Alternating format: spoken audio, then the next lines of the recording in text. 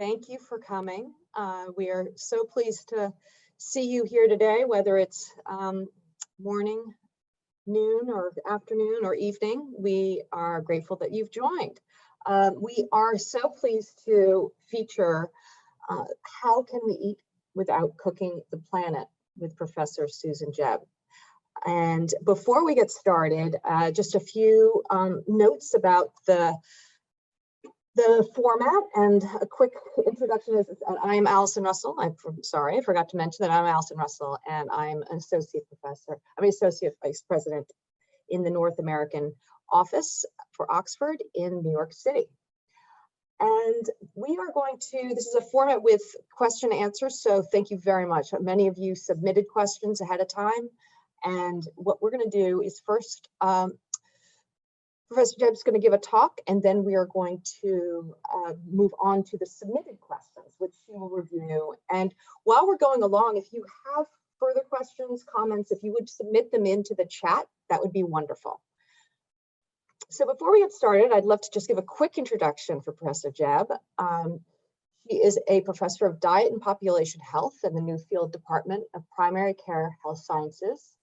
She's a public health nutritionist scientist with a particular interest in how we support healthier and more sustainable diets to improve the health of people and the planet, with a specific interest in obesity, where she was awarded an OBE for services to public health in 2008.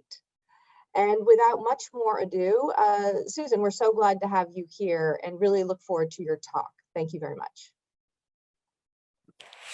Thank you so much, Alison, and a real pleasure to be with you all this evening. And it is indeed evening as I sit here in my office in Oxford.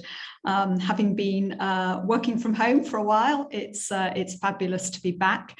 And I indeed just the other day was able to go back into Jesus College, where I'm a senior research fellow, and meet up with lots of colleagues who I haven't seen in person for a good while. So yes, lovely to be in Oxford, and hope some of you will have the opportunity to return here soon. So environmental sustainability, of course, is hugely on the agenda, and nowhere more so than in the UK at the moment, with COP26 just around the corner.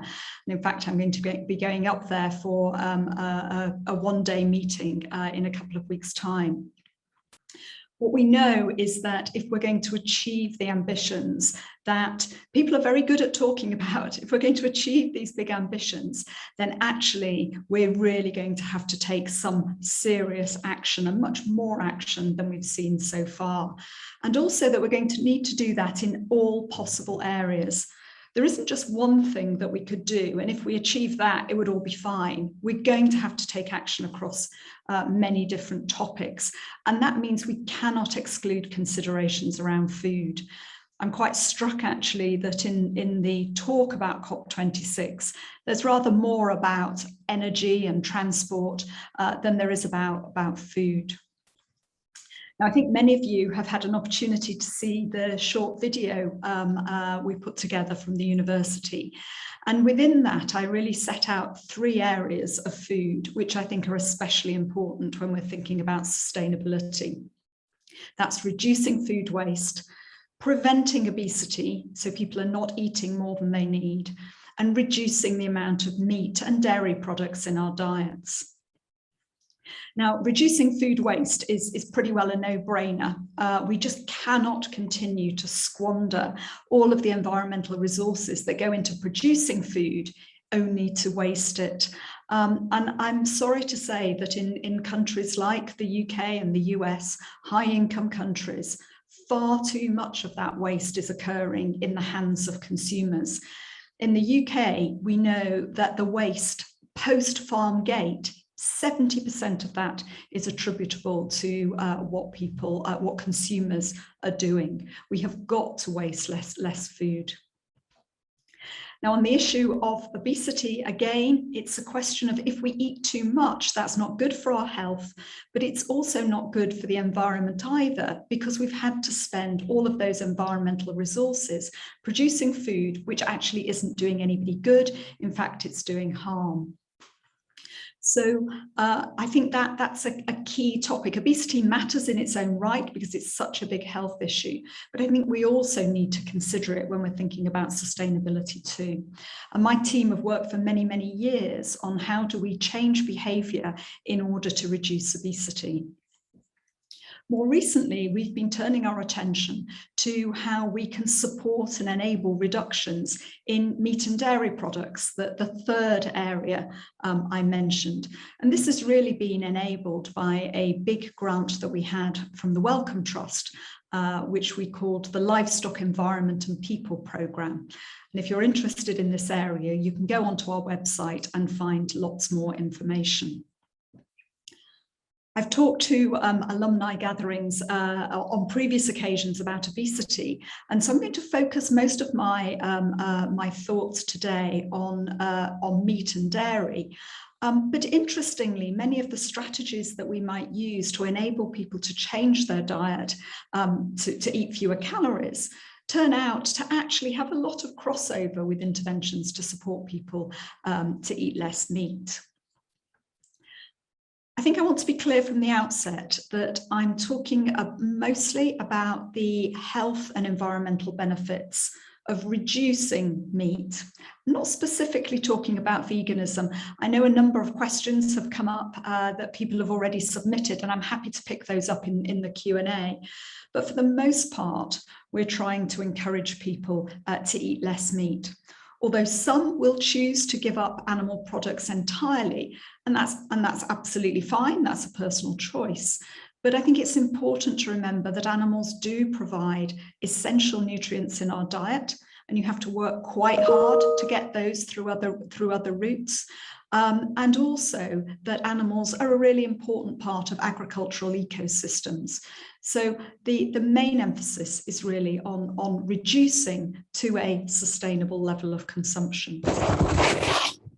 So let me just give you a quick flavour of some of our research, but in a way there's so much that I could say that I thought it would be better to really try to focus most of our time this evening around your questions. So let me just give you a little bit of a sense of the kind of work that we do.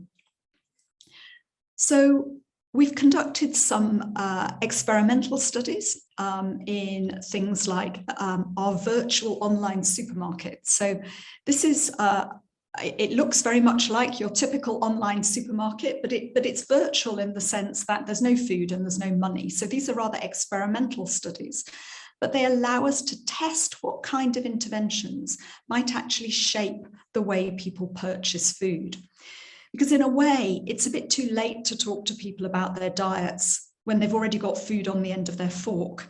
It's much better to actually talk to them at the point when they're purchasing food.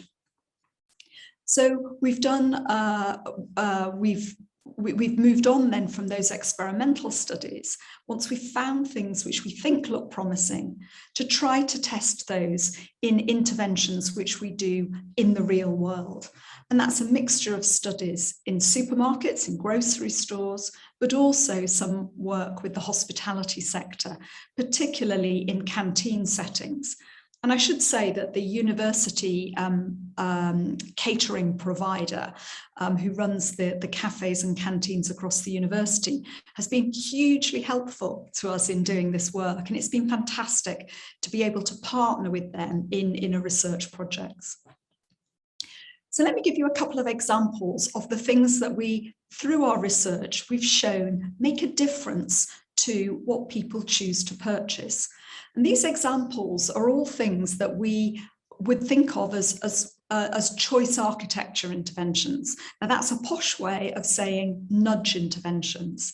So it's things where you change the environment in a way which means that people make a different choice simply by default. It doesn't rely on educating them to make a consciously different choice. It simply changes the environment. So the more healthy or the more sustainable option becomes the default. So just two examples. The first is about positioning. So what we've done here is to show that if you position the healthier or more sustainable options, so perhaps the plant-based options, At the top of the list in your online supermarket, or indeed at the top of a menu, or very prominently on the menu, you'll find that more people will choose those options. Very often, the vegetarian choice is buried at the bottom of the menu in a little box. But actually, if you put it up front in a very prominent position, perhaps it becomes the chef's choice rather than just the vegetarian option. Far more people will make that choice.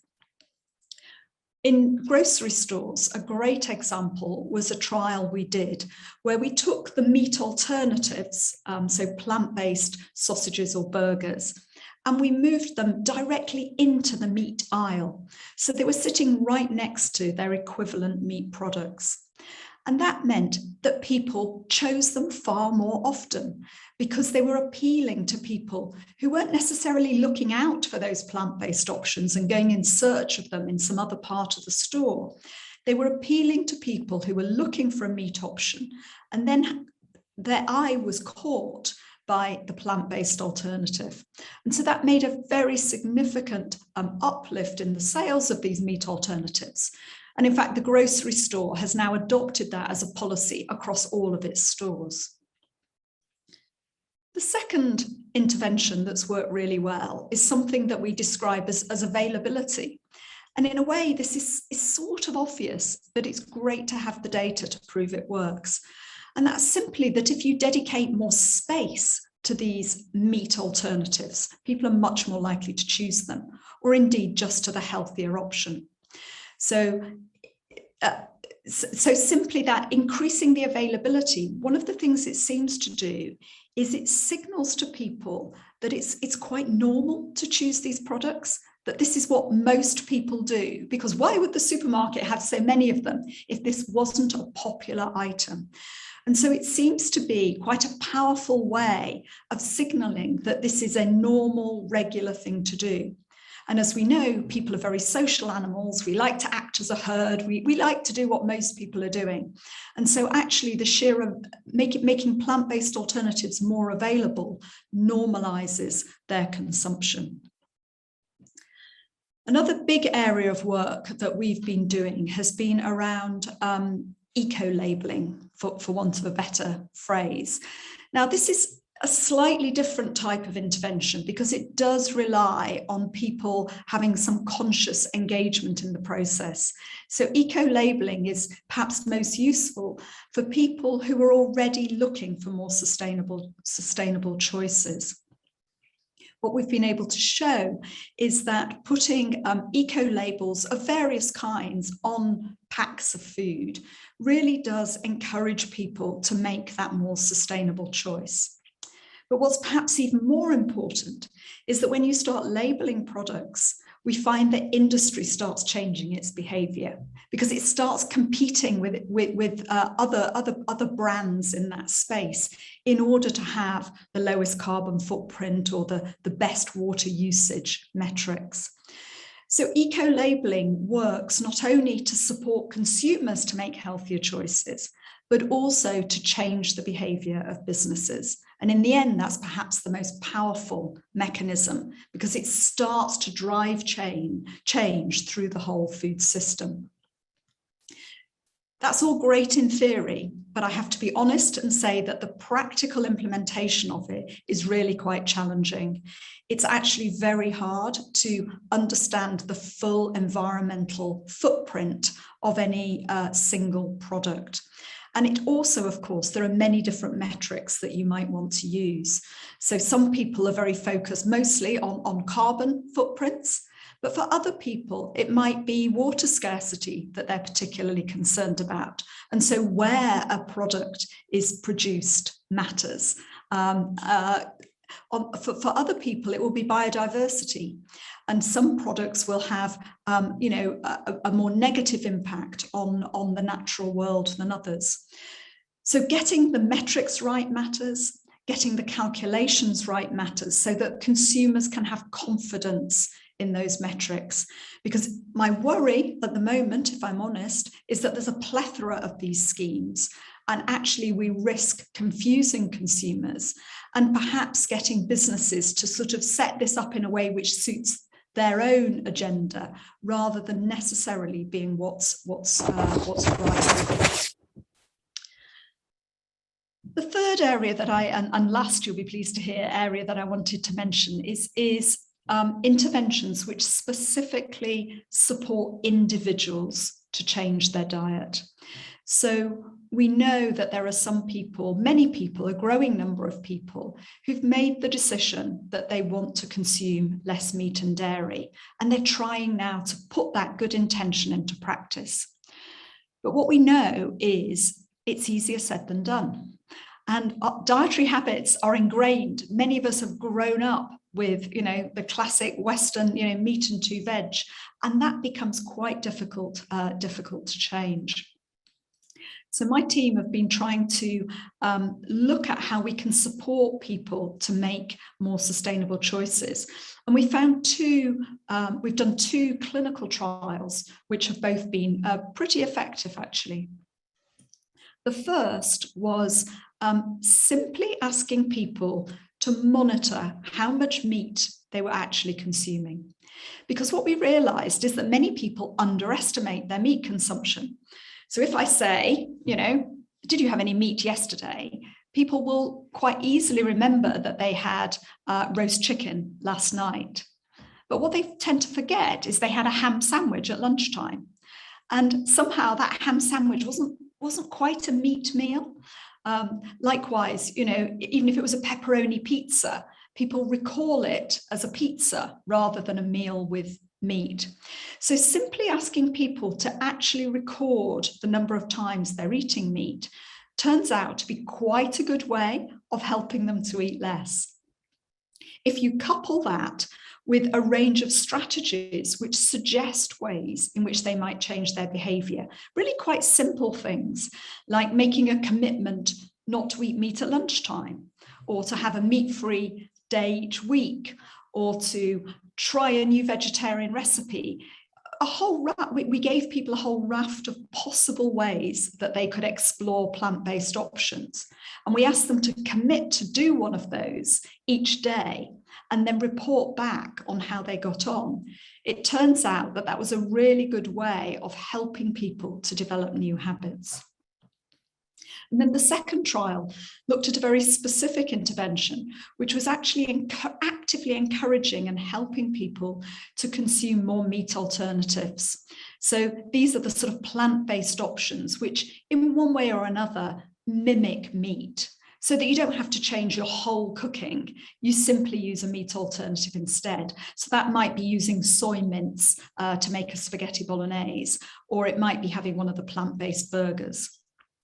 What we found is that in a 4-week period, people reduced their consumption of meat by 50%, simply by switching to some of these plant-based alternatives. And when we followed them up again, another 4 weeks later, they were still consuming 30% less meat than they had at the start. So that early enthusiasm waned a little bit, but nonetheless, a 30% reduction in meat is very, very significant indeed. And so I think that there is real scope to use some of these meat alternatives to help people make that transition into a lower meat diet. Many people later reported to us that they then started to feel more confident in cooking and preparing lower meat recipes for themselves. So when we talk about these individual actions, of course, people say to me, does it really matter what I do as an individual? Can I make a difference?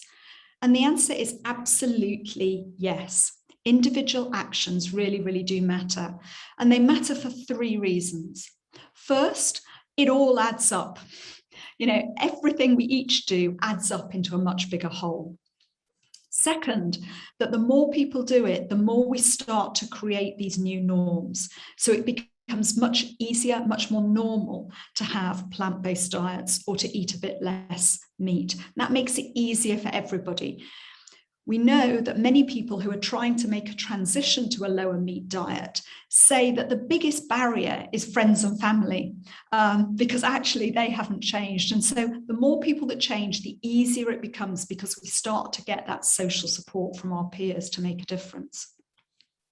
The third reason it matters is that it starts to put pressure both on industry and on government to change. So the bigger the demand from the public for more plant-based meals, the more we will see that offered in canteens, in restaurants, and in grocery stores.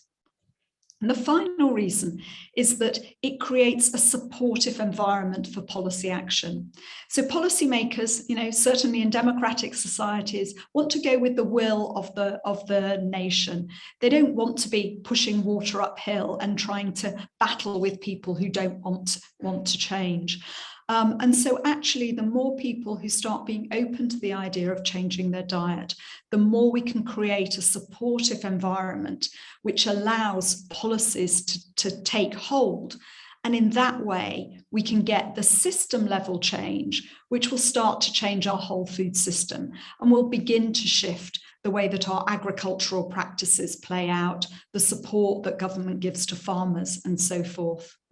So I think that everybody, what's important in this is that we don't dismiss any actions at all. We all need to play our part, and that's playing our part as individuals in our own eating habits. It's playing our part where we have positions of responsibility, whether it's in our universities or in our businesses. And it's also, we need to play our part in asking our governments to do the right thing, both for health and for the environment. And I think on that note, I'll probably stop and try to pick up some of your questions. Thank you. Great, thank you, Susan. It's so fascinating, and we have some wonderful array of questions here. I think what we'll do is maybe if we could, there's a group that really starts with the social aspects and the system and the challenges of what's around us. You're talking to the individual and almost scaling it up. Maybe someone asked about the media and how can we, maybe address from the business perspective and that competing, needing to confront how the media portrays what and how we eat. So the media is a really interesting one because as ever, they like a good story and they like something dramatic. And so what we tend to see playing out in the media is often a very polarized debate. And so that isn't entirely helpful, I think, because it's so on the one hand, it's almost as if unless you become a vegan, it's just not good enough, because actually there's a sort of excess criticism of meat and livestock.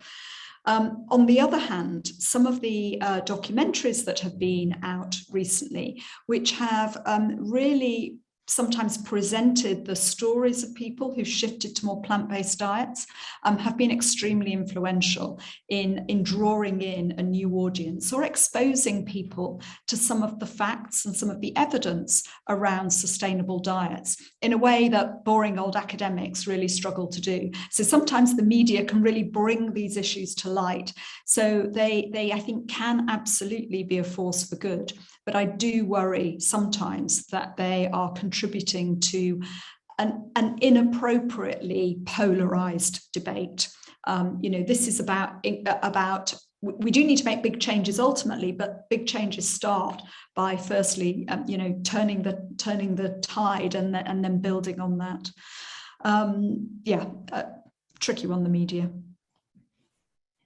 I think it's great that you're talking about veganism, because there are a lot of great questions on that. So I think you've touched upon this a few times, but just reading out some, good questions about, is a vegan diet the least environmentally destructive? And you have touched upon it. So, I mean, in general, on average, if there is such a thing as average, but if you take the average vegan diet, the average vegetarian diet, the average pescatarian or complete omnivore, then broadly, that is the order of which they stack up in relation to environmental sustainability. But there's enormous variability in each of those categories. So a vegetarian diet that includes a lot of dairy products is going to be much, much less environmentally sustainable than perhaps a pescatarian diet. So I think, and in terms of health, historically, people used to imagine that vegan and vegetarian plant-based diets were much healthier than meat-based ones. They probably, on average, still are. But of course, the nature of veganism has changed quite a lot over the last 10 years or so. It's moved from being about diets which were based on beans and lentils and nuts into actually diets which probably have quite a lot of fairly heavily processed foods. And so, the situation with health is much less clear-cut. I think what we can say is it's perfectly possible to have a very healthy vegan diet. It's also possible to have a healthy diet which contains small amounts of meat. What is clear is that larger amounts of meat, particularly red and processed meat, are harmful for health. And I don't think we should shy away from saying that. So there are clear health benefits to reducing meat, particularly in relation to reducing the risk of colorectal cancer, but also reducing the risk of cardiovascular disease, heart disease, which of course still remains a very important cause of premature mortality. So what else to say about vegan diets? I know there was a whole load of questions. I mean, I think well, maybe that's enough on vegan diets for now. I noticed there's one people asking about fish. I think that's, and fish you touched very briefly there, but I think just your clarification on fish would be. Yeah, fish is a tricky one. So in health terms, fish is generally good. So we'd like people to eat more fish. People who eat more fish tend on general average to be a bit healthier. In terms of sustainability, then this really hinges on how that what kinds of fish and how it's produced. But certainly some of the aquaculture is now moving to much more sustainable sources. So things like rope grown mussels, some of the and seafood actually is very sustainable. But there are obviously other species which are under huge threat. So I think with fish, health terms much better than meat. Environmental terms better than meat, but in terms of biodiversity and so on, we need to be really careful about sources of fish.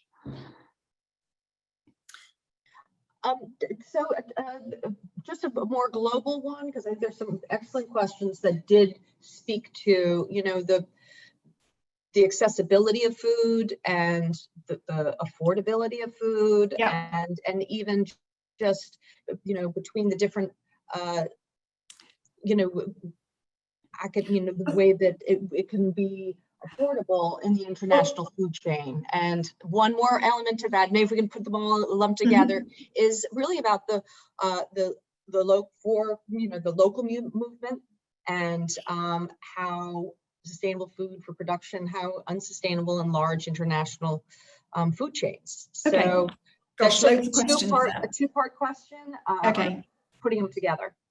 Affordability is a really complex one, actually, because on the one hand, you can say, well, actually, meat is one of the most expensive parts of our diet. So you would think that moving to a more plant-based diet would tend to give you actually a cheaper diet. The challenge, I think, comes in the fact that many people on very low incomes are actually choosing much cheaper cuts of meat, or often processed meat. And then the price point difference actually can go in the opposite direction. So many of the new plant-based products, the Impossible burgers and this sort of, kind of product, actually are being sold at a real price premium. They're a very technological product, huge amounts of product innovation that's gone into them, and they're sold as a premium product. They're jolly expensive, much more so than a regular mass-produced meat-based burger. So I think certainly when we've been talking to families on low incomes, price is a real barrier to moving towards plant-based diets. Also because of the worry about spending money on foods that the family might not enjoy. So, if money's very tight, you really don't want to risk food waste, and you don't want to risk buying, more vegetables, more lentils, maybe fancy, grains and so on.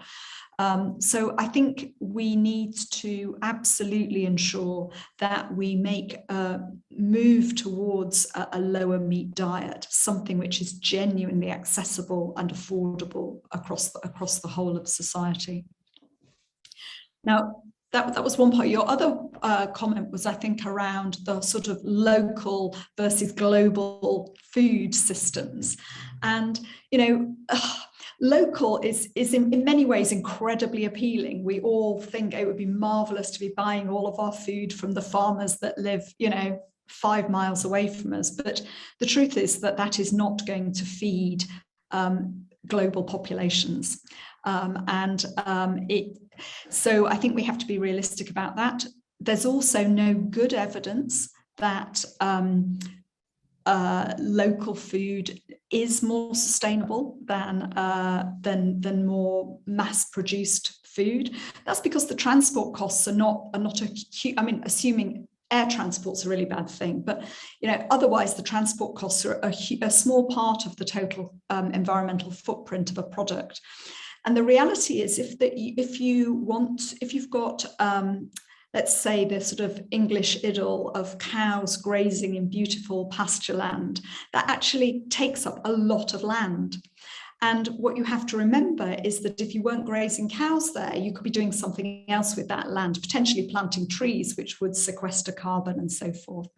Whereas in fact, some intensive production systems can be done to be very, very environmentally sustainable.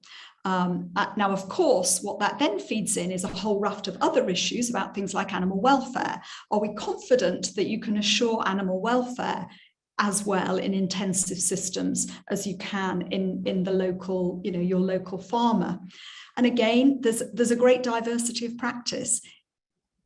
So that's a kind of an answer which doesn't tell you anything, except that we cannot generalize and say that local is good and big business is bad. It simply does not stack up like that, whether you're looking at environmental sustainability or animal welfare. It's much, much more nuanced.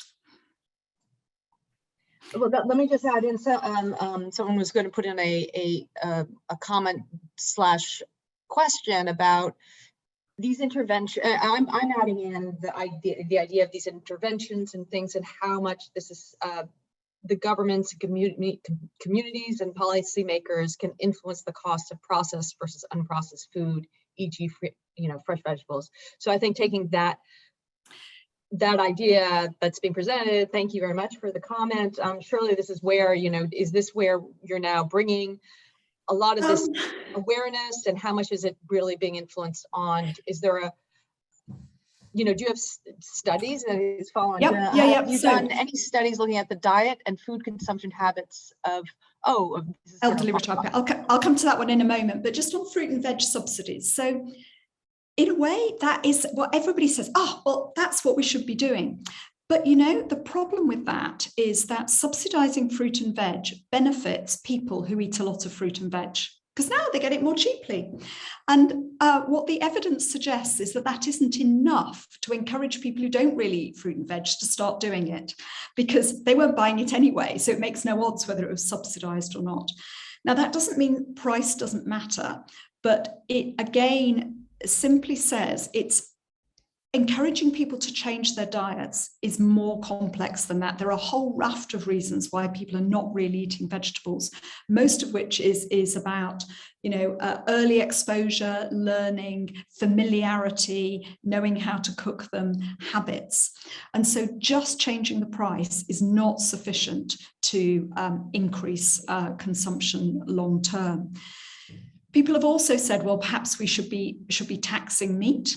And that's definitely a possibility. Some governments are looking at that. It would be very regressive. It would hit people with low incomes much harder than high incomes. So we need to think about the equity issues in that.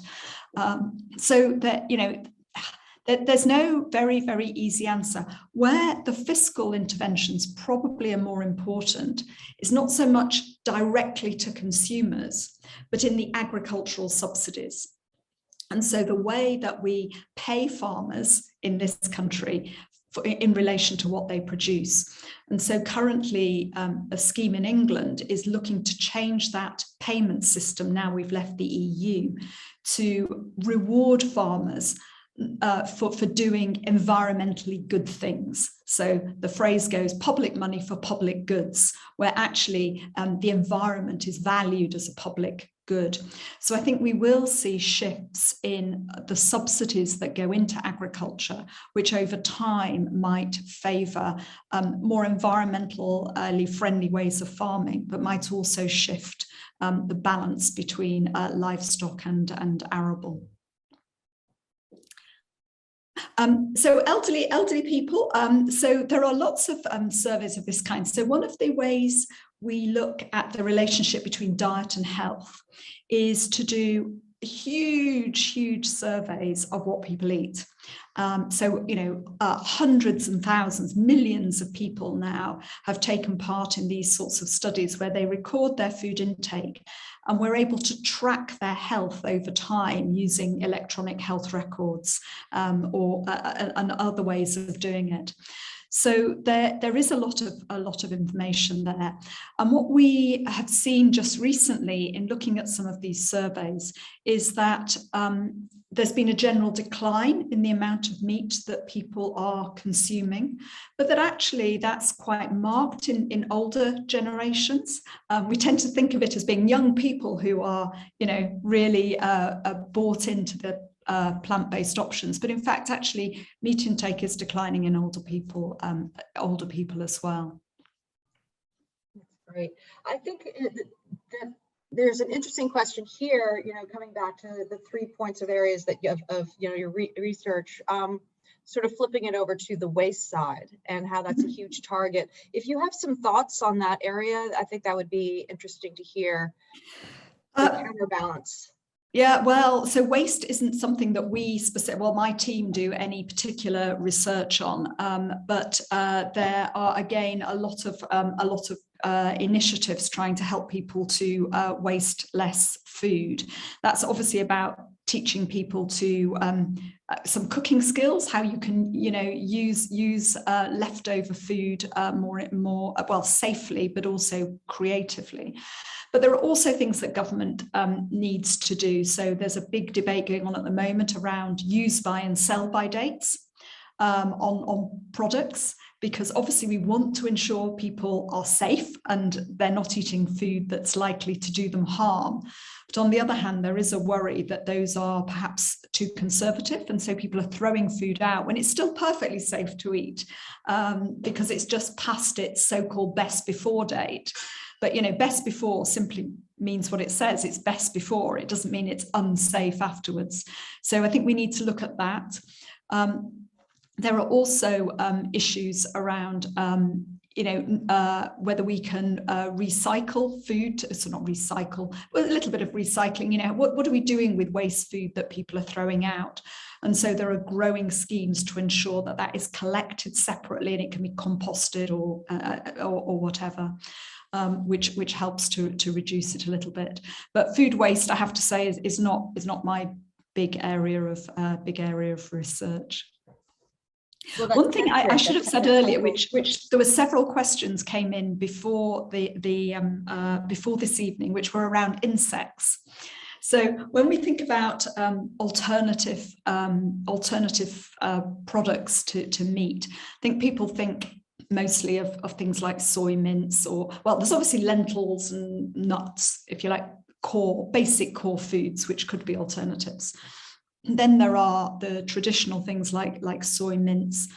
Then you've got sort of mycoprotein type products. So we have corn in the UK, which is essentially it's a mushroom based product. But increasingly people are thinking of two things. One is insects. So actually insects have quite a lot of protein, and so maybe we could use those. I think the reality is, although there are some insects now on the market, particularly as sort of rather fun snacks, you can have sort of crispy crickets and this sort of thing. There are a few companies selling those. It's perhaps more likely that we'll see insects used as animal feed. And then that then might replace, for example, some of the soy and so forth that's being used for animal feed. So definitely some potential in the insect market. And then the other bit is the whole idea of cell cultured meat or lab grown meat. And that there's a lot of technology, a lot of venture capital investment money going into these cell cultured or lab grown meat. Singapore has licensed chicken produced in this way relatively recently, and I'm sure we'll see applications in the UK, US and other places for these kinds of new technologies to be licensed for consumption. I think we don't know what the full impact of these will be, because they are largely absolutely mimicking meat. We might expect that the health impact will be much the same as meat, so there may not be any health gains. Now, potentially one could think of genetic and gene editing to produce slightly healthier versions of that, maybe with different fatty acid profiles. So you've got less saturated fat, but really the health impacts are not yet fully known. And in terms of environmental credentials, at the minute, these are very energy intensive production systems. So although you don't have the problems of livestock producing methane emissions and the global warming that creates, these lab grown meats are currently very, very energy intensive. And so until that's sorted out, they're probably not as environmentally sustainable as one might at first imagine. Probably still better than meat. That's good. And I think that's, so the food itself and actual protein, that is still playing out in clearly in many different ways. I thought this is an interesting also vantage point. And someone asked about it with regards to the food waste, what about also packaging?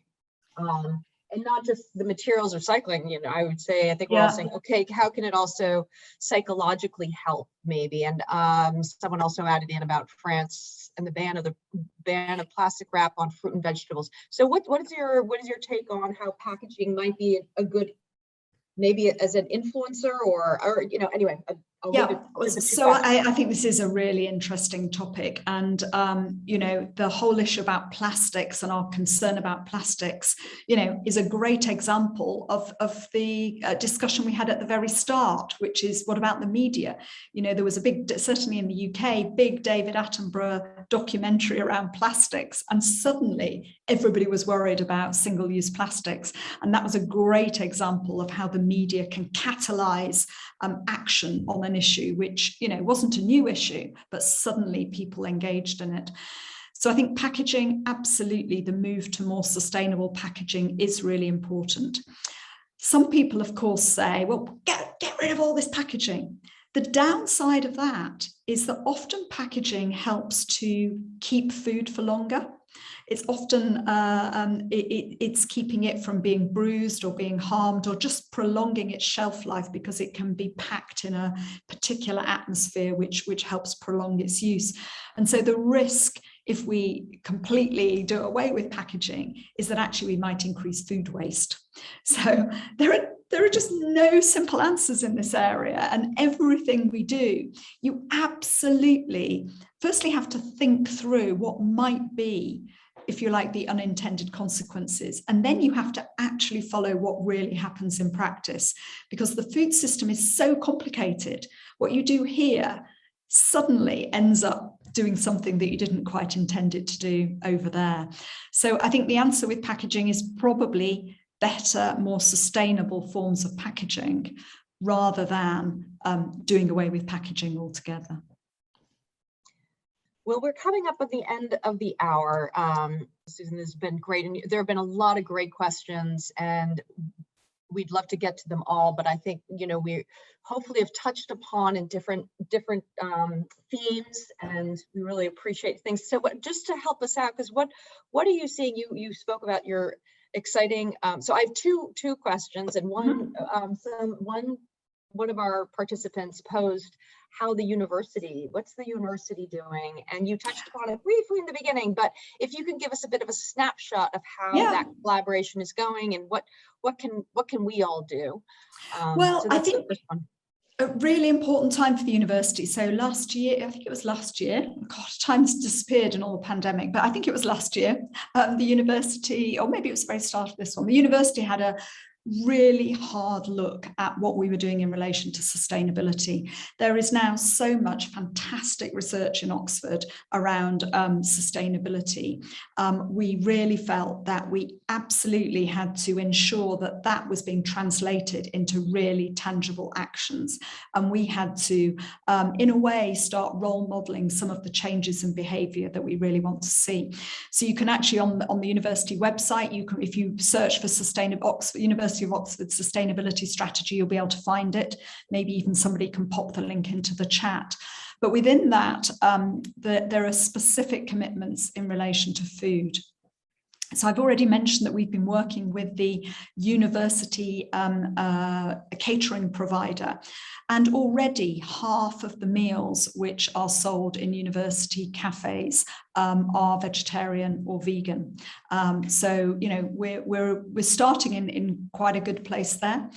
But what the university is committed to is, and I've forgotten the year, maybe it's by 20.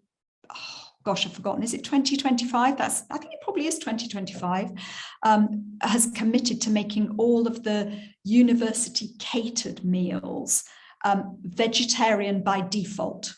Now, what we mean by that is that when, you know, you're in your department and you have a meeting and there's a sandwich lunch or something, that the default would be that would be vegetarian. And if people wanted a meat lunch, then they could make a special request. So we changed the default around, so the vegetarians don't feel awkward in asking for a vegetarian meal. It's actually all vegetarian, but if you want a meat one, you can have that, but you have to make a special request. And I think that will, I am sure, shift the proportion of vegetarian meals the university serves, because let's face it, most of us are perfectly happy to have a vegetarian lunch. It's, you know, if that's what turns up, and again starts to shape that social norm. What is normal, you know, to do. We've made a commitment to ending the use of bottled water. And then the other thing is that the university is committed to an externally verified certification scheme to help us look at all of the sourcing and procurement we do of food, to ensure that we are sourcing it from the most sustainable sources, which meet some externally verified standard. So I think those are actually really important commitments, and begin to sort of translate some of the research we're doing into tangible actions as part of making the university a more sustainable institution. That's exciting. We're glad you're part of that group. And to round it out again, first I just want to thank everyone for joining us today. And Susan, we'd give you a big round of applause. Thank you. You're fantastic, but I don't want to do it yet, because I really want to, before we give another round of applause, if you could just give us, it sounds like these interventions and experiments and clinical trials are really taking some major steps. And do you have, like, what's coming up in your groups? Well, to some extent, where are you taking it next? To some extent, it's more of the same, in that we've done a lot of this work's been quite experimental. It's been in the lab, it's been in university canteens, and that's great, but we need to get out, dare I say it, into the real world, out of our ivory tower and into much more diverse communities, much more diverse settings. So we have just started some work with, again, a catering company who are one of the biggest in the country, and we're working in their workplaces. So lots of these are manufacturing sites, lots of manufacturing businesses, and we're trying out some of these interventions there, and we're seeing which of them are the most effective in changing behaviour. So we've just finished a trial looking at eco-labelling. We're also doing one which is around availability. And this, I would say, is looking the most promising. So, lots of canteens, you have maybe, 2 meat choices and 1 vegetarian. If you shift that and you have 2 vegetarian and 1 meat, what you discover is that sales of vegetarian food go up substantially, without, of course, stopping anybody choosing what they want.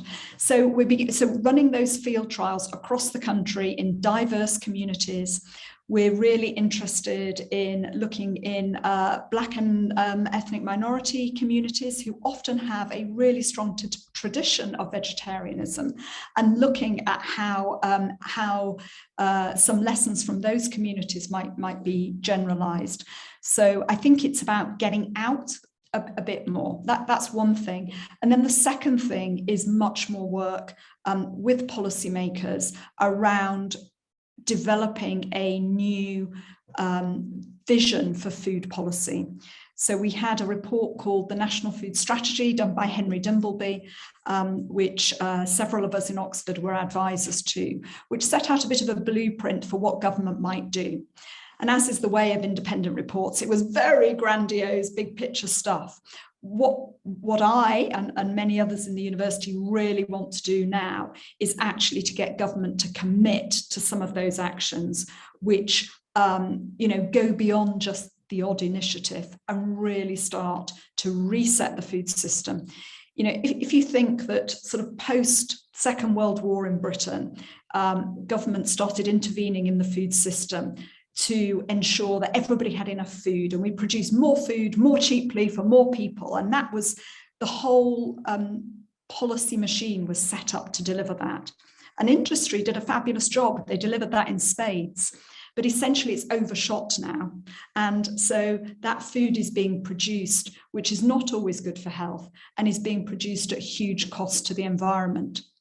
And so what we need now is a food policy which sort of reorientates the food system to incentivize all steps of the food chain to work towards healthier and more sustainable diets.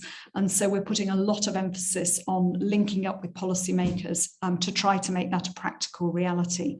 So more research, but a lot more getting all of the lessons from the research actually into policy and practice. And that's exciting because suddenly people are talking about this topic in a way that even 5 years or so ago, it was a bit of a fringe interest. Now it's really, really a hot topic. And that's, it's incredibly exciting. That really is. And that's a great vision to see that focus and scalability, and really look forward to our next one. Will you come back and do another one that's reporting on Madrid? So anyway, I always love talking about our work. It's kind of the good bit of my job, and a big team doing all of the hard day-to-day stuff. We all do our part, and I really want to again thank you to everyone who joined us today. Great questions, and we wish you well and best during these strange times. But again, thank you all for joining, and have a good rest of your day. Thank you for your brilliant questions. I really enjoyed it. Bye-bye.